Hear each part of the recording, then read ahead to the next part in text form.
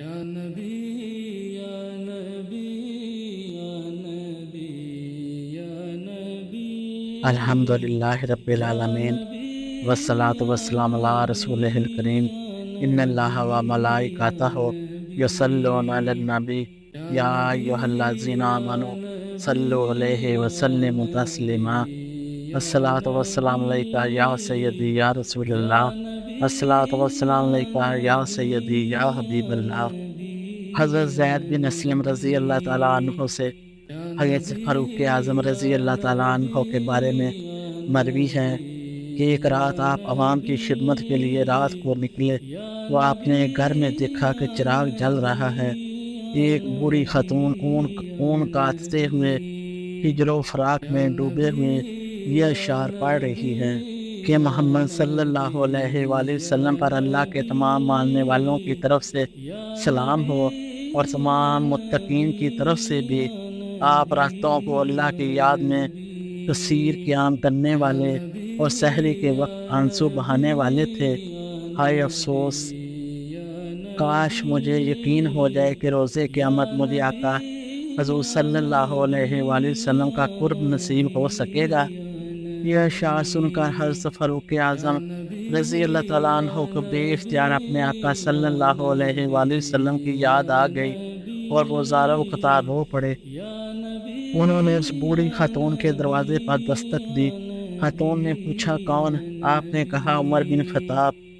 خاتون نے کہا رات کے ان اوقات میں عمر کو یہاں کیا کام؟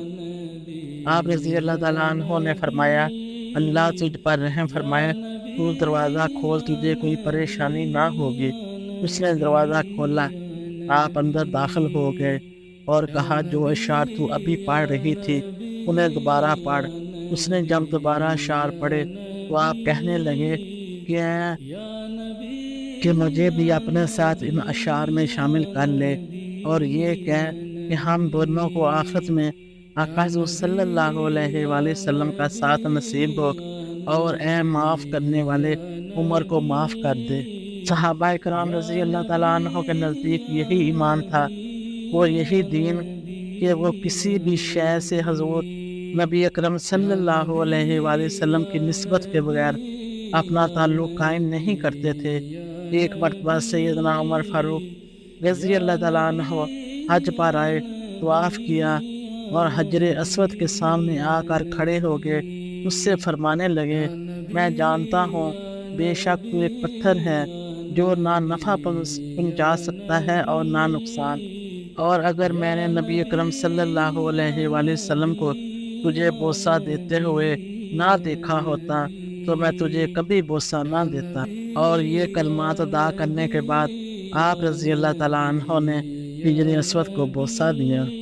حضرت انس رضی اللہ تعالیٰ عنہ فرماتے ہیں کہ آقا حضور صلی اللہ علیہ وآلہ وسلم اپنے مہاجر اور انصار صحابہ اکرام کے جرمٹ میں تشریف فرما ہوتے، حضرت ابوبکر اور حضرت عمر فاروق رضی اللہ تعالیٰ عنہما بھی ان میں ہوتے تو کوئی صحابی بھی آقا حضور صلی اللہ علیہ وآلہ وسلم کی طرف نگاہ اٹھا کر نہ دیکھتا، البتہ حضرت ابوبکر صدیق اور فاروق اعظم رضی اللہ تعالیٰ عنہما آقا حضور صلی اللہ علیہ وآلہ وسلم کے چہرہ انور کو مسلسل دیکھتے رہتے اور سرکار ان کو دیکھتے۔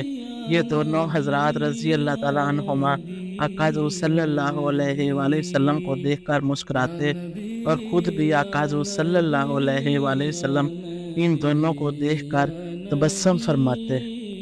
حضرت فاروق اعظم رضی اللہ تعالیٰ عنہ بے شمار خوبیوں کے حامل تھے، یہاں تک کہ آقا حضور صلی اللہ علیہ وآلہ وسلم نے ان کے متعلق فرمایا اگر میرے بعد کوئی نبی ہوتا تو عمر بن خطاب ہوتے، اور آپ صلی اللہ علیہ وآلہ وسلم نے یہ بھی فرمایا کہ اگر میں تم میں مبعوث نہ ہوتا تو عمر بن خطاب ہوتے۔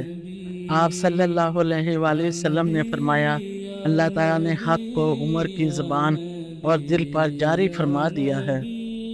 حضرت عمر فاروق رضی اللہ تعالیٰ عنہ کے دور خلافت میں آپ رضی اللہ تعالیٰ عنہ نے لوگوں کے معاملات کو بہترین انداز سے سنبھالا، امور ریاست کو بہتر انداز میں منظم کیا، افواج کے امور درست کیے، اللہ تعالیٰ کی طرف سے ملنے والے اموال غنیمت کو عدل سے تقسیم کیا، اور وہ اس حیثیت سے سارے جہانوں میں ایک مثال بن گئے، اور ان کا طریقہ ہر اس شخص کے لیے قانون بن گیا جو اس نظام حکومت میں بہتری کا طالب اور اس میں درست روش کے لیے کوشاں ہوا۔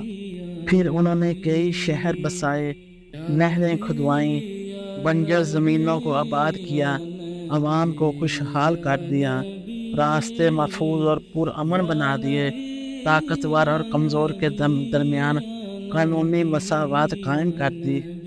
ان کے اسلام قبول کرنے میں سبقت لے جانے اور اسلام کو تقویت دینے کی کوشش نے بھی انہیں اس منصب کا مستحق ٹھہرایا۔ پھر اس کے ساتھ وہ زاہد فی دنیا، اختیار فکر، وہ ہمیشہ کھردرا لباس پہنتے، یتیموں، بیواؤں، کمزوروں اور ضعیفوں کے ساتھ شفقت سے پیش آتے، اور ان کے حالات کو ہمیشہ بہتر کرنے میں مشغول رہتے، ان کے لیے نفع بخش امور بجا لاتے۔ یہ وہ عظیم ہستیاں ہیں جنہیں اللہ رب العزت نے خود اپنے حبیب مکرم صلی اللہ علیہ وآلہ وسلم کی صحبت بابرکات کے لیے منتخب فرمایا۔ یہ بلند پایا ہستیاں علم و حکمت اور دین متین کے لیے مینار نور ہیں، جن سے قیامت تک اہل حق ہدایت کی تابانیاں حاصل کرتے رہیں گے۔ جزاکم اللہ خیر و احسن الجزا۔